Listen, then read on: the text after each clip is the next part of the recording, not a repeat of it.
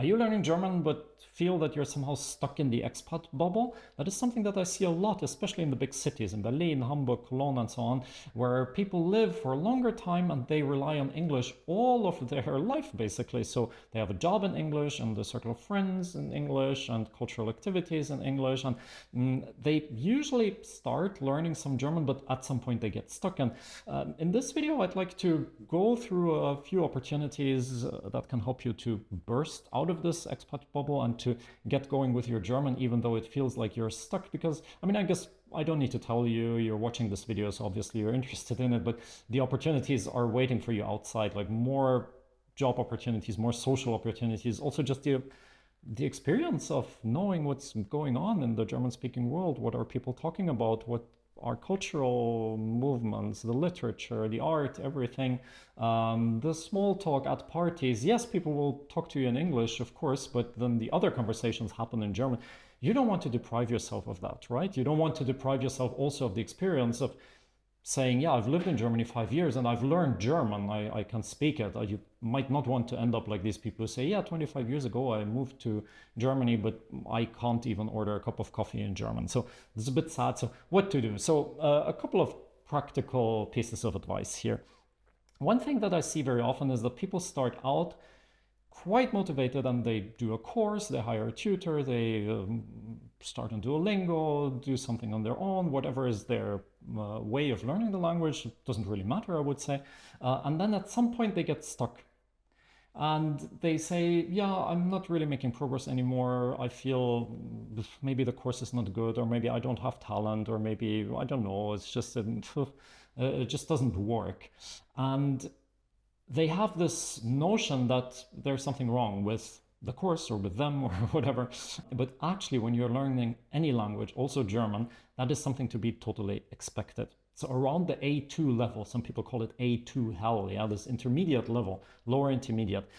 This is where it starts to get difficult because you're not good enough yet that you can just enjoy using the language because it comes to you without effort.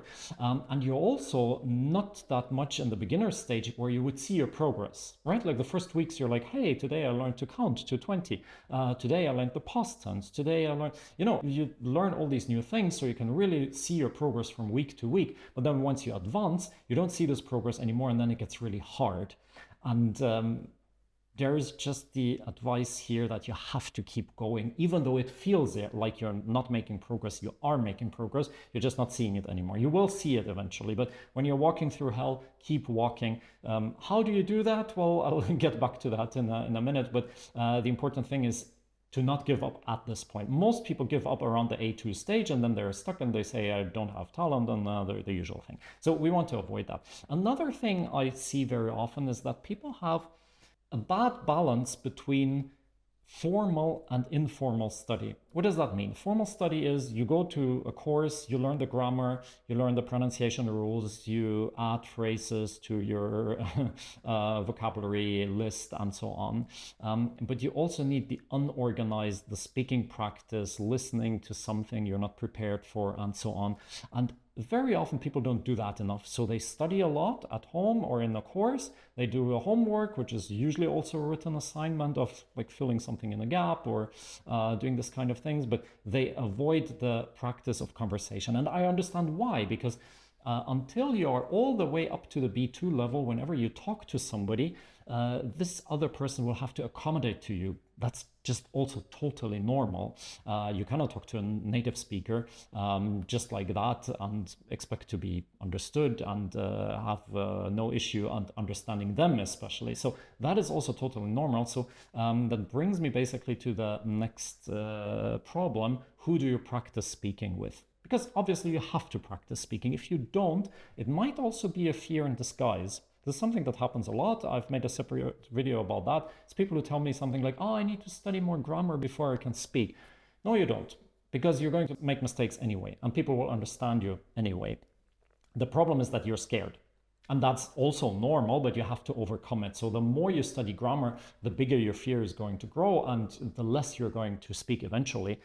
So in the end, just if you're like, when you want to play the violin, you also have to pick up the instrument and play. You can't just sit and listen to violin music. This will not help. It will sound horrible at the beginning. but that's just the reality. And the same for you when you're practicing speaking German. It will be very clumsy, the conversation will stop up, people will misunderstand you, you will make mistakes that make people laugh. All of this is going to happen and it's totally normal and you need to get through it. So therefore, it's important to choose who you're talking to. Most people go and say, well, I've learned simple stuff. I've learned in my German course how to order a coffee, so I'm going to do that at a coffee shop in Berlin. And then the waiter answers in English and they're frustrated, obviously. Why does the waiter reply in English? Well, she's stressed. She needs to do 25 other orders in the next minutes, and she's not your German teacher. So she wants to be nice, maybe also. She's struggling with this German. Let me speak English. It's easier for both of us. But this politeness, I know it's not welcome in this situation. It's very frustrating. So I would say avoid this. Practice rather with somebody who is willing to accommodate, who is willing to say, okay, 10 minutes, 20 minutes, whatever it is, we're going to speak German. We're not allowing a single word of English. This is very important. Maybe just like to look up a word if it's super important, if otherwise you cannot continue. Yes, it will be expected that the conversation stops up, just normal, and we talk about something else, or we talk about the same thing again, whatever. We put the timer 10 minutes, 20 minutes, depends on how long you can go. This can be a colleague during the lunch break. It can be a friend who is willing to do that with you. It can be a tandem partner. That's usually quite cool. So somebody who wants to learn your language, but is a native German speaker or German speaker at a really advanced level. All of this is good, but don't practice with strangers. It will usually only frustrate you, at least at that level. Of course, at a higher level, once you are fluent, then you can have a chit chat with the waitress in the cafe, because then there is more time and you will be able to pick up with a conversation, but not when you're at the A1, A2 level.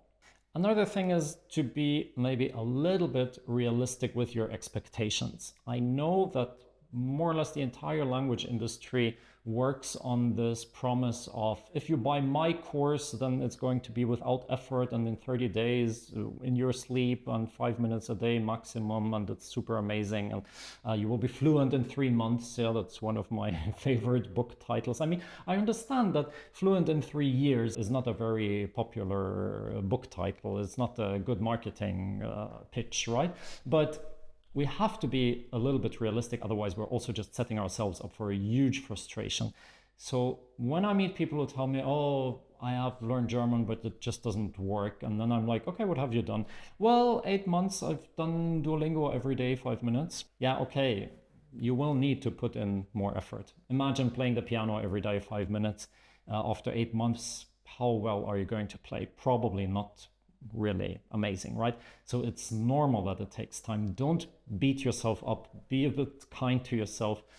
Take the time that it requires. It's unrealistic to expect that you're super fluent after 1 year if you haven't had any German speaking experience before. Now, of course, what is right about all these marketing gags from the language learning industry, some hacks, so to say, do exist. And one of them that I'd like to tell you here is work on your pronunciation. This pays off hugely because it helps your confidence. You just sound natural in German. That helps a lot. You have a feeling of like mastery. It's nicer for native speakers, so their frustration is also lower if they have to accommodate for you. It's just aesthetically, more pleasing if you have a natural pronunciation. And you also train your listening comprehension. This is something that is completely underrated. When you train your mouth to produce German sounds, you also produce your ear to distinguish them. So this is something that you should work on. There are pronunciation videos here on this channel. Feel free to check them out. Generally, I would say what is super important also is that you pick material and a course that you enjoy. Because as I said before, you're going to walk through this A2 hell at some point. And what can really help you is just routines, so that you just do it, even though it doesn't feel like that, like brushing your teeth. The other thing that can help you is nice people to practice with. So that's also important when you set up a speaking practice with somebody. It should be somebody who you're enjoying meeting. And the third thing is materials that you enjoy. So I've produced a German course that is based on a coherent story. Maybe you find that intriguing. Check it out. There is a link in the description below. But feel free to go to my competitors. They also have great German courses, but it should be something that you enjoy, that you're looking forward to, because this will help you to get going or keep going even when it gets a little bit tough. And as I said, if you want a little hack here, then I'd suggest that you work on your pronunciation, and there is a lot of material for this on this channel here.